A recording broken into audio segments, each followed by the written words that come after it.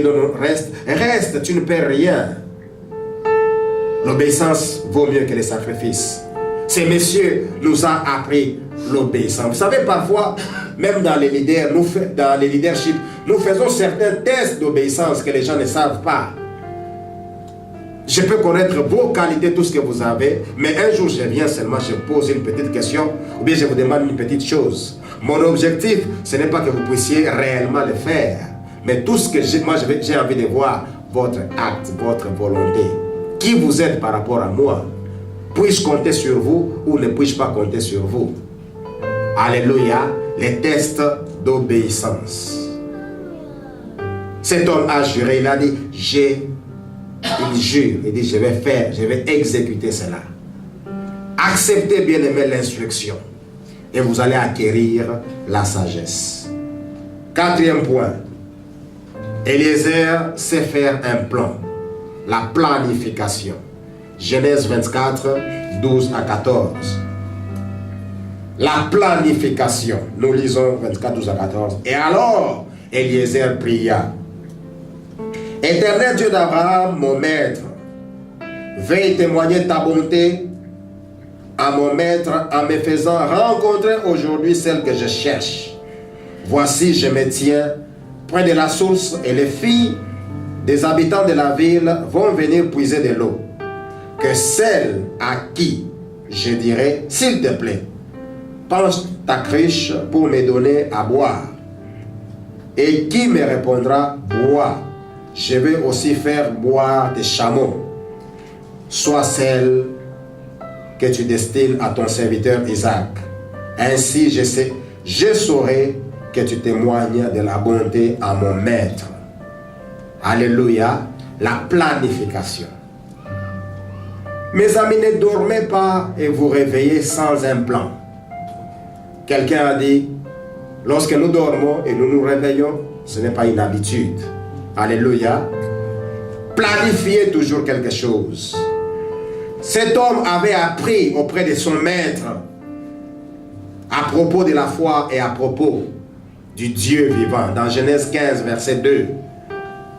Et ici, ce que je vais dire encore, c'est que posez-vous la question. Aujourd'hui, si vous n'êtes pas là, vous êtes parents, vous êtes amis, vous êtes frères. Qu'est-ce que les gens peuvent apprendre de vous? Est-ce que par vous, les gens peuvent apprendre quelque chose de votre Dieu? C'est la question que chacun peut se poser. Alléluia. Est-ce qu'en vous, on peut découvrir votre Dieu? Eliezer a appris quelque chose sur la foi dans Genèse 15, 2. Et sur Dieu auprès de son maître. Mes amis, si vous voulez réaliser quelque chose, prenez du temps pour planifier. J'ai bien aimé tout ce qui m'ont précédé. On dit réfléchissez. Alléluia. Essayez de réfléchir. Planifiez cela. Tout en cherchant la direction divine. Ne cherchez pas à planifier quelque chose sans Dieu. Dieu est fidèle. Dieu entend nos prières. Dieu exauce nos prières. Alléluia. Un petit signe qu'Eliezer avait demandé à Dieu, c'est de voir une femme hospitalière. Il a cherché l'hospitalité. Si j'ai trouvé une personne qui a l'hospitalité, il a planifié. Il n'a pas cherché, c'est pas quelle nature physique. Parce qu'il devait faire face à plusieurs femmes. Mais il a demandé quelque chose. Vous savez, demandons à Dieu certaines choses avec précision. Dieu n'est pas incapable. Le pasteur David Yonguicho parlait de cela.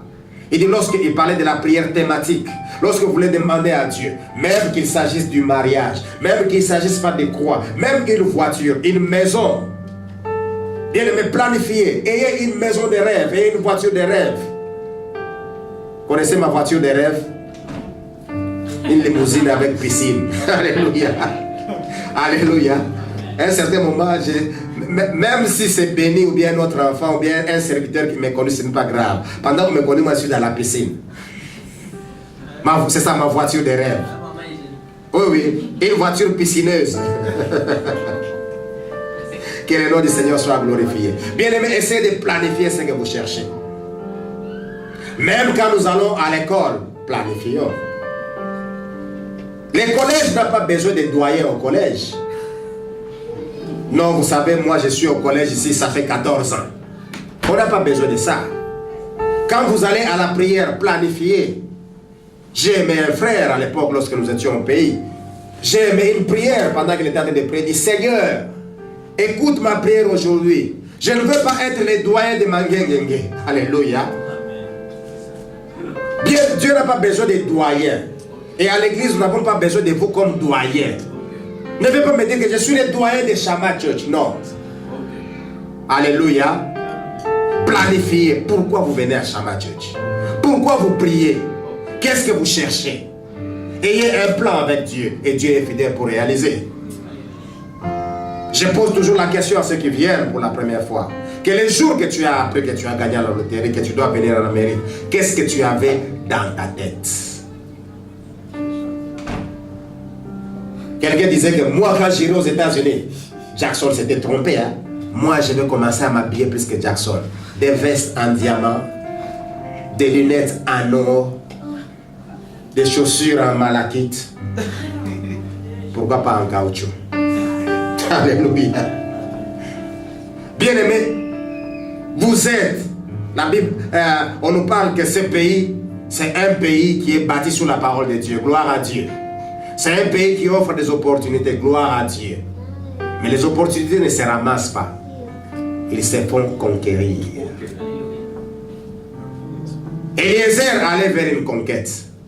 Il n'allait pas chercher une femme comme les frères amorphes aujourd'hui. Ces frères qui se trompent avec la Bible. Ils viennent devant une sœur et disent, voici, je me tiens à la porte. Si je frappe, tu entends ma voix. Tu seras mon épouse, moi je vais te marier. La sœur va te refuser au nom de Jésus. Alléluia. Il y a des frères qui sont devenus lâches. Va dire à la fille, voici comment tu es belle. Vous savez, les enfants de ce monde sont tellement intelligents. Un petit qui était mal habillé, qui était en babouche, il voit une soeur. Quand tu passes, je sens comme c'est la Vierge Marie. Hein? Et pourtant, est-ce que ce petit-là était à l'époque de la Vierge Marie?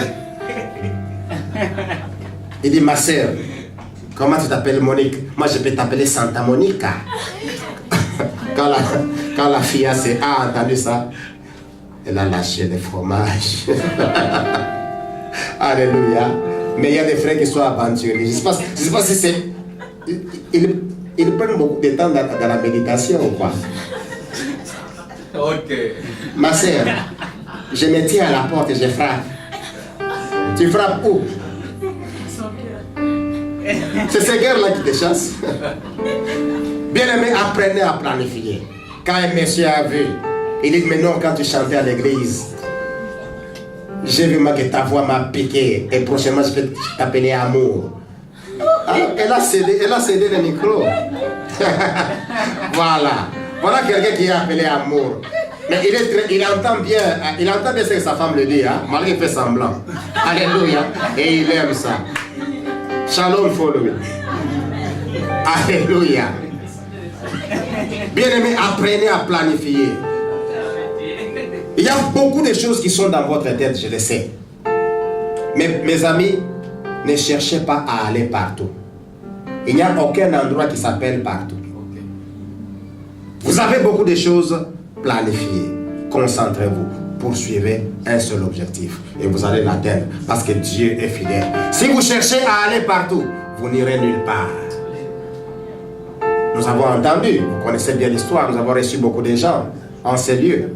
Ils étaient assis sur ces chaises. Quelqu'un à Saint-Louis, il ne connaît même pas comment le deuxième coin de Saint-Louis se trouve. Non, j'ai appris que au North Caroline, les boulots c'est gratuit là, au North Caroline. J'ai appris que non, en Alaska, on est en train d'engager les pêcheurs. Moi, en Afrique, il y avait une rivière dans notre quartier. J'ai pêché. Je vais aller en Alaska. Mais il dit, je vais aller en Alaska, mais je ne supporte pas le froid. Alléluia. Vous allez vous retrouver au Zimbabwe. Vous avez gagné votre green card, Zimbabwe. Zimbabwe, mutation, Burkina Faso, même pas Ouagadougou. Alléluia. Votre vie sera divisée à Ouagadougou. Pourquoi? Parce que c'est vivre sans plan. Ayez un plan. Il y a les défis qui se présentent, mais ayez un plan. Comptez toujours sur Dieu. Alléluia. Alléluia. Et Eliezer a marché comme ça. Il avait un plan. Il dit, je verrai plusieurs filles. Mais néanmoins, voici ce que je me fixe. De toutes ces filles-là, ce que je cherche, c'est l'hospitalité. Et il est allé à la recherche d'une fille qui était hospitalière. Mon ami, sois focalisé, sois focus. Ne panique pas. Tout ce que tu vois, ce sont les hommes qui ont des têtes comme toi qui ont réalisé cela. Et toi, tu peux réaliser cela. La Bible nous parle que Élie était un homme de la même nature que nous. Vous n'avez jamais vu Élie, vous le connaissez par la foi. Mais même à la télévision, vous avez déjà vu Bill Gates. Bill Gates, c'est un homme de la même nature que toi. S'il est milliardaire, tu peux l'être aussi. Le cerveau qu'il a, il a aussi. Bien aimé, merci, que Dieu te bénisse. Sois milliardaire, parce que c'était ça ta prière. Alléluia. Personne n'est venu accompagner un autre ici. Vous êtes venu en couple, c'est un qui a gagné, mais tu n'es pas venu accompagner. Ensemble, soyez focalisés et vous allez réaliser des buts pour l'ensemble en tant que couple, des buts pour ceux qui viendront après vous. Alléluia. Dis à ton voisin, je ne suis pas venu t'accompagner. Ceci ne parle pas de l'infidélité dans les couples. Alléluia. Alléluia. Ici, je parle de destin. Alors, ne va pas blâmer ton épouse à la maison. Que non. Hein? Pourquoi tu as dit que tu n'es pas venu m'accompagner? Non, non. Ici, je parle du destin qui est très différent de l'infidélité. Les mariés, dites-vous que nous sommes venus nous accompagner. Écoute mon ami, si tu agis ainsi avec un plan, voici ce que je vais déclarer sur toi au nom de Jésus-Christ de Nazareth. La faveur surnaturelle de Dieu sera sur toi. La faveur surnaturelle de Dieu sera sur ta vie. Ce que tu ne peux pas faire, tu vas le faire à cause de Dieu. Dieu rendra possible ce que tu vois impossible. Tu découvriras le talent qui est en toi et Dieu les rendra bénéfiques au nom de Jésus. Le surnaturel sera sur toi. Les opportunités surnaturelles, la grâce surnaturelle, la guérison surnaturelle et la restauration surnaturelle sera sur toi. Et cela dans le nom de Jésus. 5e point et 6e point sont ensemble, que Eliezer nous enseigne. Eliezer savait prier et soumettre son plan à Dieu. C'est bien d'avoir un plan, savoir prier et savoir soumettre à Dieu les plans. Nous sommes toujours dans les mêmes Genèse 24, 12 à 14. C'est bien d'avoir un plan. La Bible dit, il pria. Eliezer, lorsqu'il a eu le plan, c'est au verset 12, on dit, alors il pria. Tout ce que vous avez, mes amis, apprenez à vous présenter avec devant Dieu dans la prière. Il est écrit dans la Bible que l'homme a tant de projets, mais ce sont les desseins de Dieu qui se réalisent. Chaque fois que tu veux faire quelque chose, ne cherche pas à te frapper la poitrine. Moi, tu échoueras. Mais lève-toi, dis-toi ceci. Si Dieu le permet, demain, je serai au collège. Si Dieu le permet, demain, je pourrai faire ceci. Si Dieu le veut, demain, je vais commencer un business. Si Dieu le veut, bien aimé, si tu sais soumettre tes plans, je ne dis pas qu'il ne faut pas réfléchir. Je ne dis pas qu'il faut rester rêveur. Vous savez, plusieurs personnes ne sont pas parvenues à réaliser des choses parce qu'ils rêvent encore. Alléluia. Quand tu as fait 2 ans en Amérique, tu n'as même pas un endroit pour habiter parce que tu veux faire comme Magellan. Alléluia. Aujourd'hui, tu es en Alaska. Demain à Bloomington. Le lendemain à Jacksonville. Après Iowa. Quand tu arrives à Iowa, tu dis non, peut-être parce que j'ai prononcé mal. Mon but c'était d'aller à Ohio. Tu quittes Iowa, tu vas à Ohio et finalement tu te retrouves 2 ans, 3 ans, tu n'es nulle part. Mais cherche seulement une chose, à soumettre tes projets, les différents projets que tu as, soumets-les à Dieu. Si Dieu le permet, je vais faire le shopping. Si Dieu le veut, voici ce que soumets par la prière. La Bible dit, soumettons-nous à Dieu et résistons au diable. Et le diable fuira loin de nous. Apprenons à nous en soumettre. Ce qu'Eliezer nous enseigne, c'est aussi la soumission. Soumettons tout ce que nous avons et tout ce que nous voulons à Dieu, bien-aimé, au moyen de la prière. Dans la prière, nous pouvons prendre Dieu au mot. Dire Dieu, tu as dit ceci. Vous savez, prier, c'est prendre la parole de Dieu par rapport à notre situation et remettre à Dieu. Quelqu'un priait une fois jalousement dans son quartier. Alléluia.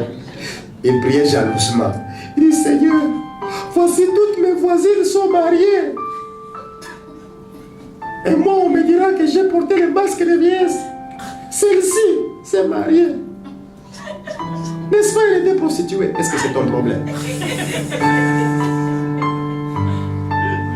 Toi, va dans la prière, dis, Seigneur, la Bible dit, il n'est pas bon que je sois seul. Okay.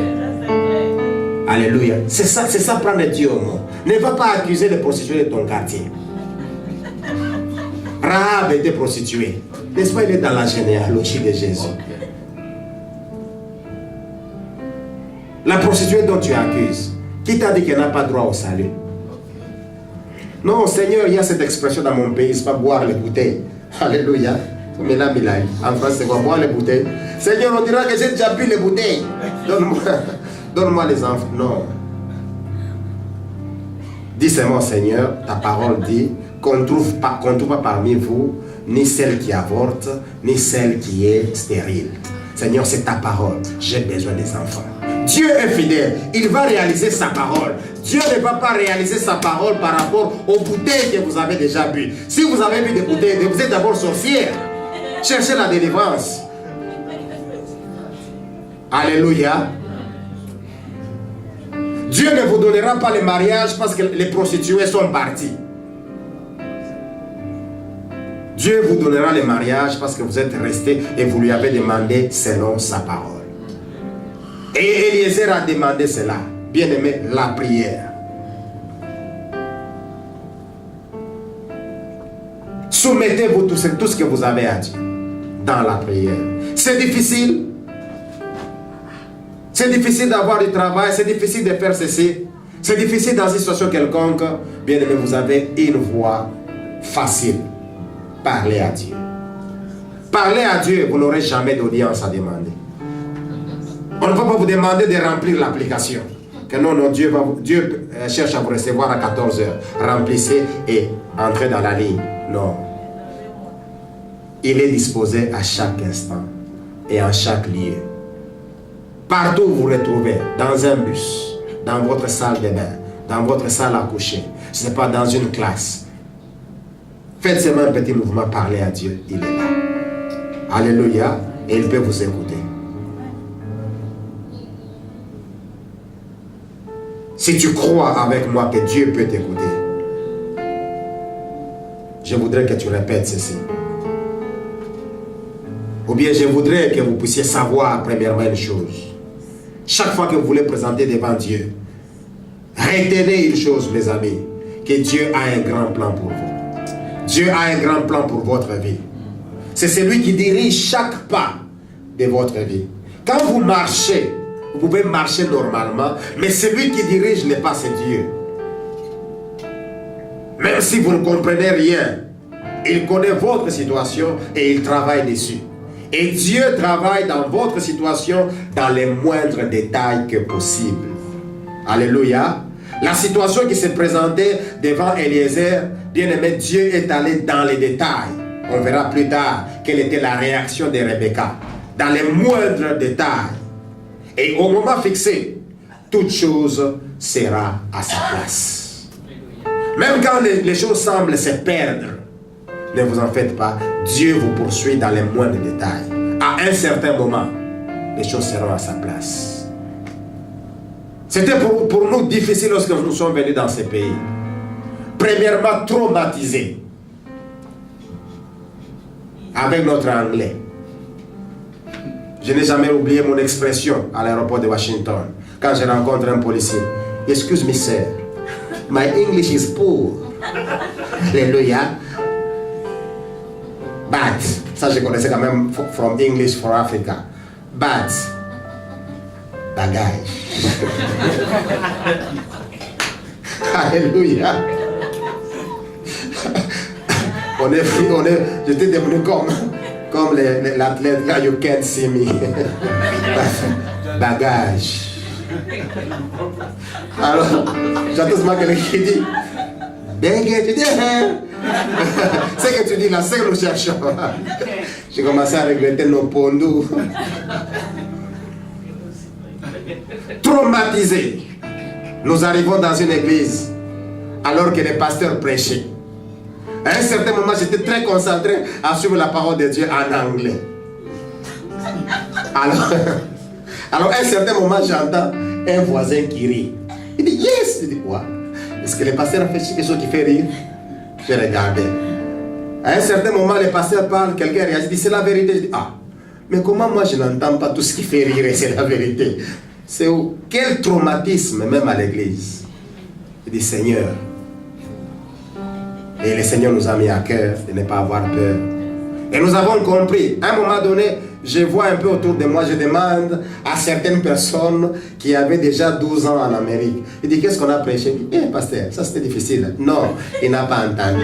Anglais, il a crié. Il dit, ok, Seigneur, merci parce que tu réponds à notre prière. Il y a des besoins. Nous allons commencer un culte francophone. Alléluia. Les gens sont perdus. Les gens sont perdus. Les gens sont perdus. Alléluia. Que Dieu soit loué. Lorsque nous prions, mes amis, soumettons nos problèmes à Dieu. Car Dieu va faire bouger des choses et il va faire concourir des choses pour notre bien. Alléluia. Le 7e point pour terminer pour aujourd'hui. Eliezer sait élaborer une stratégie. Bien-aimé, un bon serviteur est celui qui travaille avec des stratégies. Dans ce que vous voulez réaliser dans la vie, ayez une stratégie. Pourquoi vous voulez vendre votre voiture? Qu'est-ce que vous fixez comme stratégie? Qu'est-ce que vous avez comme plan? Et quelle est la stratégie que vous avez? Pourquoi vous voulez vendre votre maison? Pourquoi vous voulez vendre votre télévision, vos chaises? Pourquoi vous voulez commencer quelque chose? Une armée bien aimée dans le Seigneur peut avoir le matériel possible pour le combat. Mais sans stratégie, cette armée perdra la bataille. Je me souviens de la guerre du Golfe. Saddam Hussein avait l'arsenal militaire. Quand il présentait cela, et je me souviens à l'époque, tous les commentaires sur l'armée de Saddam Hussein, on les suivait sur RFI. Saddam Hussein a des missiles Scud, comme ça, quelque chose comme ça. Il avait, c'est pas, des missiles patriotes. Il avait, c'est pas, un personnel militaire très spécifique dans les déserts.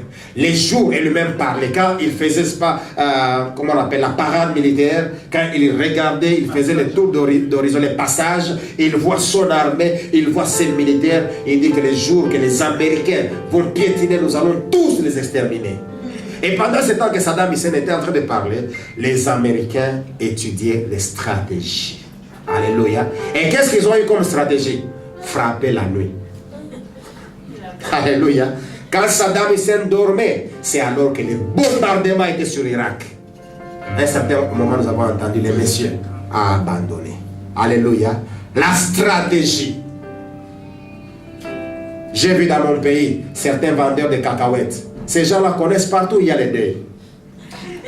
Alléluia. Quand ils viennent, ils sont très stratégiques.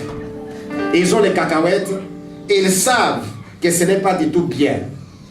Mais ils essaient de dépulcher ce qui a de bonnes graines. Alléluia. Ils vous présentent. 10 francs. Et quand il fait chaud, ils vendent de l'eau dans des sachets. Ils ne parlent même pas que voici l'eau. Parce que l'eau en lingala est proche du soleil dans la prononciation. L'eau c'est maï, le soleil c'est moi. Alléluia. Et ces gens, quand ils se présentent, tellement il fait chaud, ils veulent vendre de l'eau, ils disent ma moi, soleil. Alléluia. Il prend la strate moi. Quand tu entends cela, tu te rends compte que non, le soleil te chauffe, tu as besoin de l'eau. Même si tu avais juré que tu ne prendras pas l'eau des sachets, mais il te fait seulement prendre conscience que tu es sous soleil. Tu seras déshydraté. Moi. Et là, tu sors l'argent. La stratégie, bien-aimée dans le Seigneur. Ayez une stratégie dans ce que vous avez entrepris. Lorsque vous élaborez un plan, élaborez aussi des stratégies. Alléluia. C'est vrai, il nous faut évangéliser la ville de Saint-Louis. Par quelle stratégie? Il nous faut gagner les âmes. Mais quelle est notre stratégie de travail? Il nous faut conquérir la cité. Mais quelle est notre stratégie de travail? Qu'est-ce que nous avons qui peut faire la différence avec les autres? Alléluia. C'est la stratégie qu'il faut monter qui va nous amener vers le succès. L'arsenal militaire de Saddam Hussein à l'époque, ce n'était pas négligé. C'est vrai, il avait un armement très fort, mais il n'avait pas de stratégie. Il a présenté toutes ces choses. Mais après les bombardements, nous connaissons ce que nous connaissons. J'ai même parlé des jeunes à l'église. Si vous voulez les mariages, comme je disais, n'allez pas, ayez des stratégies de parler avec des sœurs. Alléluia.